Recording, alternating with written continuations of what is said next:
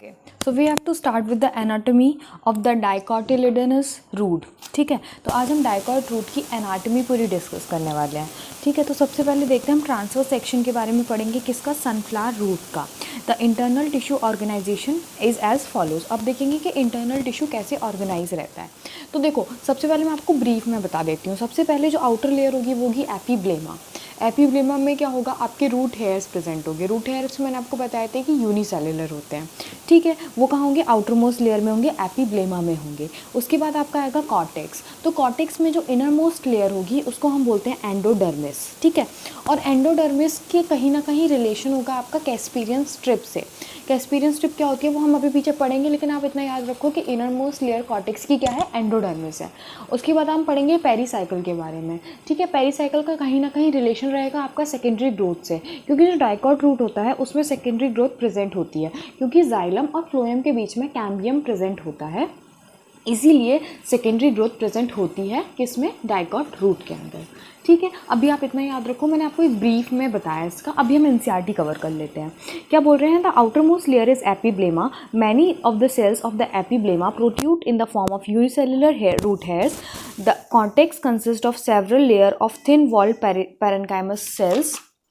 तो क्या बोला इसमें? एपीब्लेमा का बताया कि रूट हेयर प्रेजेंट होते हैं. कॉर्टेक्स का बताया है कि thin wall parenchymatous cells present होते हैं. ठीक है, उसके बाद आगे हम पढ़ते हैं. आगे बोल रहे हैं कि विद इंटरसेल्युलर स्पेस, पैरेन्काइमेटिक सेल्स हैं और उसमें इंटरसेल्युलर स्पेस प्रेजेंट है.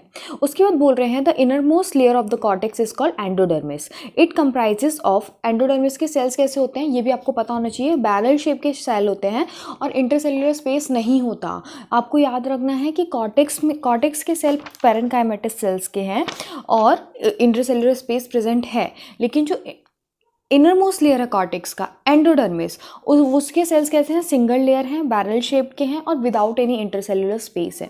अब जो मैंने आपसे बात की थी कैस्पीरियन स्ट्रिप की, उसको देखते हैं थोड़ा सा. बोल रहे हैं कि the tangential as well as radial wall of endodermal cell. जो एंडोडर्मल सेल है उसकी टेंजेंशियल वॉल और रेडियल वॉल दोनों पे क्या होता है? एक water impermeable waxy material suberin in the form of casparian strip. तो एक वाटर इम्परमिएबल मटेरियल कुछ डिपॉजिट होता है, उसको हम बोलते हैं कैस्पीरियन स्ट्रिप्स.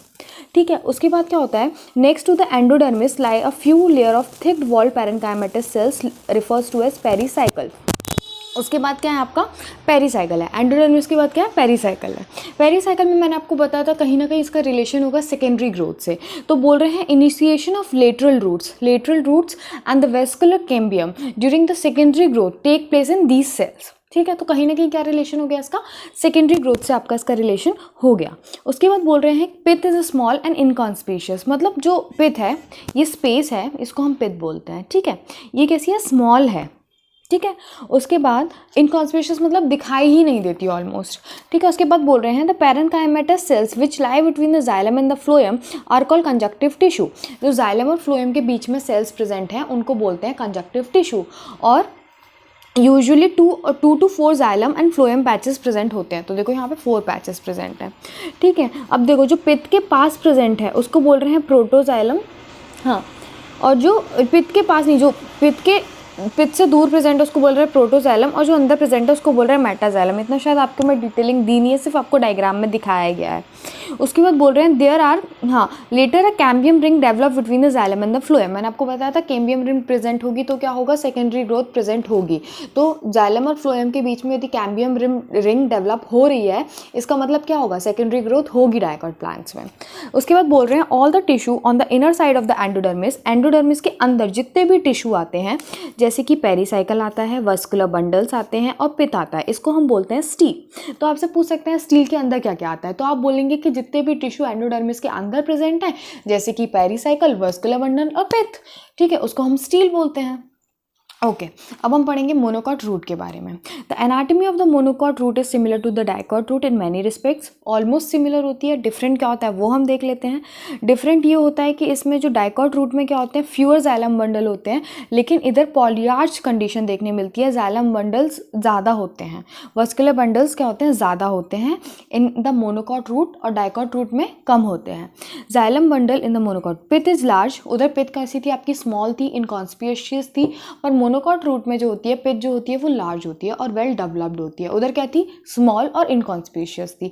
बाकी सब कुछ सेम है, पूरी एनाटॉमी सेम है, बट जो डिफरेंसेस हैं वो आपको याद रखने हैं, ठीक है। उसके बाद बोल रहे हैं monocot roots do not undergo any secondary growth. देखो जाइलम और फ्लोएम के बीच में कोई कैम्बियम रिंग डेवलप होने की बात नहीं की गई मोनोकॉट रूट में। इसका मतलब क्या है, इसका मतलब यह है कि मोनोकॉट रूट में सेकेंडरी ग्रोथ नहीं होगी, ठीक है।